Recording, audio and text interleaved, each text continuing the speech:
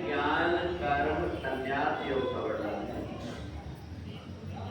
यश सर्वे समारंभा काम संकल्प वर्जिता ज्ञानाग्नि दग्ध कर्माणम तमाहु पंडितम बुधा। अर्जुन ने भगवान से पूछा कि पंडित किसको कहते हैं?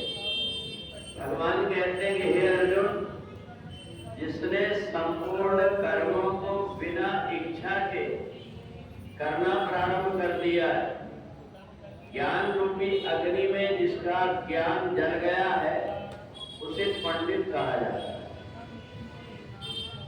भगवान ने जीवात्मा से जितना स्नेह और प्रेम हो सकता है उतना जोड़ करके रखा हुआ है, और मनुष्य जब परमात्मा से अपनापन का नाता जोड़ देता है तो परमात्मा उसके लिए कुछ भी बनने को तैयार हो जाते हैं।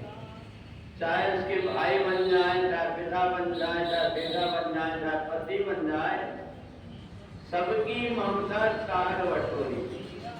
भगवान से हम कोई भी नाता जोड़ दे, परमात्मा उसको स्वीकार कर लेते हैं, और परमात्मा की कृपा की अनुभूति इसी से हो जाती है। जिस व्यक्ति ने एक भी अक्षर कभी संस्कृत नहीं पढ़ा, जब वो गीता पढ़ने लगता है तो भगवान की स्तुति भी ऐसे करने लगता है जैसे भगवान से रोज उसकी बातचीत हो रही है। उसको ऐसा लगता है संसार में मेरे परमात्मा, मैं अपनी मन की बात परमात्मा से कह सकता हूँ। इतना विश्वास उस व्यक्ति को हो जाता है जो परमात्मा से अपनापन का नाता जोड़ लेता है। और इसलिए तो अर्जुन ने भगवान से प्रार्थना नहीं किया, बल्कि आदेश दिया, सहस्त्रबाहो भव्य सुमूर्ति। आप 1000 हाथ वाले ठीक नहीं लग रहे, मेरे को आप जैसे 2 हाथ वाले मेरे साथ में मित्र रूप में रहते हैं, वैसे ही आप बन जाए।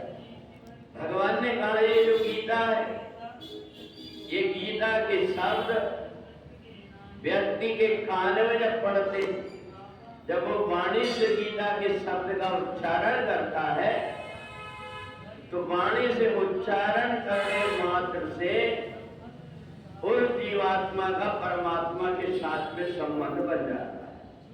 और इसलिए धीरे धीरे करके हम जो भगवान की स्तुति करते हैं, प्रार्थना करते हैं, तो हमें याद हो जाती है। हम कहीं भी बैठे हो, हम भगवान से प्रार्थना कर सकते हैं, बातचीत कर सकते हैं। तो गीता भगवान ने इसलिए सुनाया।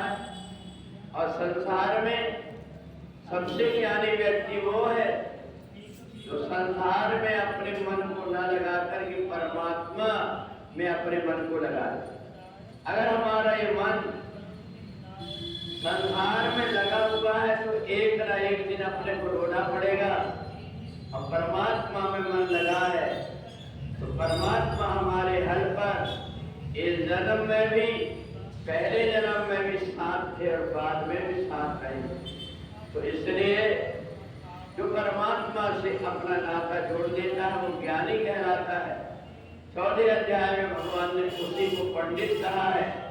सब प्रकार की आसक्ति को छोड़ करके जो भी कर्म है शरीर निर्वाह के लिए करना पड़े, उन कर्मों को करके जो परमात्मा को कभी भूले ना, उस व्यक्ति का जीवन सार्थक हो जाता है और उसका आवागमन का चक्कर भी मिट जाता है।